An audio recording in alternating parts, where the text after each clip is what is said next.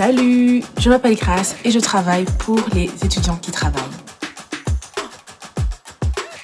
Il reste tout de même important de mettre des informations qui sont pertinentes sur votre CV. Je donne un exemple.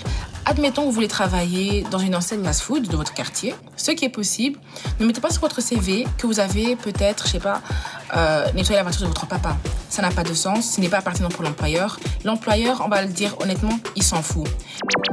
Dites alors que vous avez déjà travaillé, que vous avez peut-être aidé à un mariage, aidé à servir, aidé à débarrasser.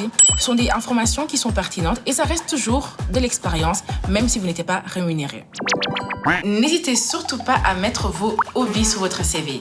Tout simplement parce que ça rajoute une touche personnelle et ça va aussi vous permettre de créer un lien avec votre expérience. Je vais donner un exemple.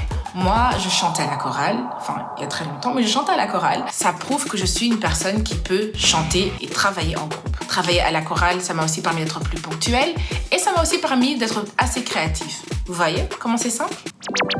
Ce conseil s'adresse surtout à ceux qui n'ont pas forcément de l'expérience ou pas de l'expérience dans le domaine qu'ils voudraient entrer. Ce n'est pas grave parce que toute expérience est expérience. Ça peut être pour les scouts ou ça peut être quand vous avez aidé pour un mariage ou pour quand vous avez fait du babysitting pour votre tante. Toute expérience n'est pas à négliger. Ne soyez pas gênés, n'ayez pas honte, on ne néglige pas les petits commencements. Et je vous assure que votre employeur appréciera votre honnêteté et par ce moyen-là, vous pourrez aussi montrer que vous êtes déterminé et que vous êtes prêt pour avoir plus d'expérience.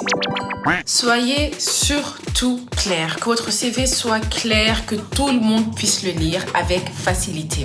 Utilisez des polices qui sont faciles à lire et utilisez surtout la même police sur votre CV et sur votre lettre de motivation pour avoir une certaine corrélation. Assurez-vous aussi que vos intertitres se démarquent. Donc mettez-les dans une autre couleur ou mettez-les peut-être en plus gras afin qu'il y ait quand même une petite structure et on puisse facilement lire et savoir de quoi il s'agit. Travaillez avec des sous-titres, travaillez avec des espaces blancs et travaillez aussi avec des puces. Ça va rendre la lecture de votre CV bien plus agréable.